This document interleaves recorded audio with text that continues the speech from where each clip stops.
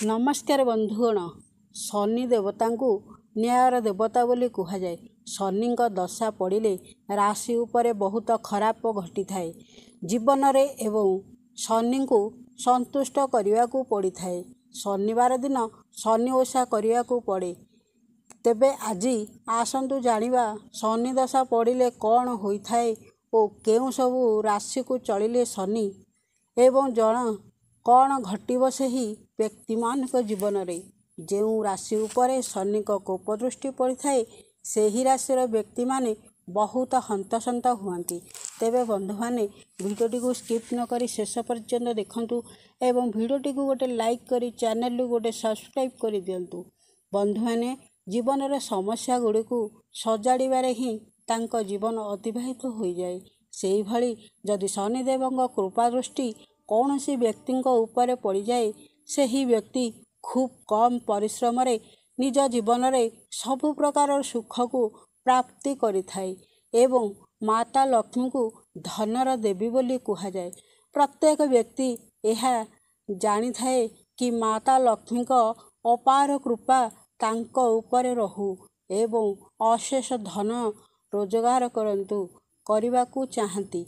जीवन रे सुख समृद्धिर कमी न रहू बोली ज्योतिषक अनुसार ग्रह मानकर चलन हेतु एभली महासंयोग बनुअछि।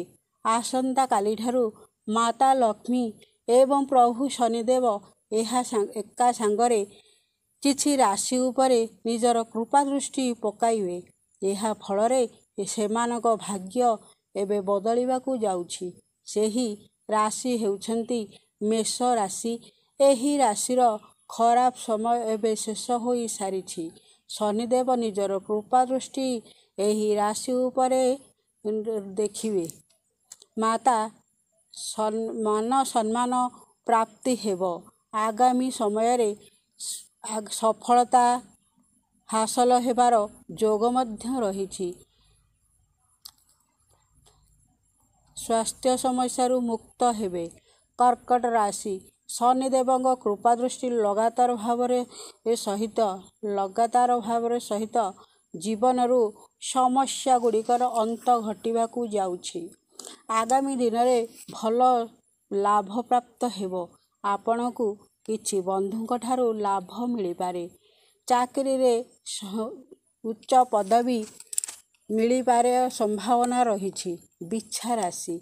एही राशिर व्यक्ति मानकू निज मन चाहुथिबा चाकरी मिलिबो। अटकी रहिथिबा कार्य सबु पूरा हेबो। आगकू थिबा समस्त दुख कष्ट दूर हेबो। आपनक सफलता को केही भी अटकाई पारिबे नाही। चाकरी चाहुथिले चाकरी मध्य मिलिबो। धनु राशि। शनिदेव एही राशि उपरे अत्यंत खुशी रहिबे। व्यापार रे लाभ हेबो। कार्य क्षेत्र रे उन्नति घटिबो। कार्य पई सम्मानित हेबे।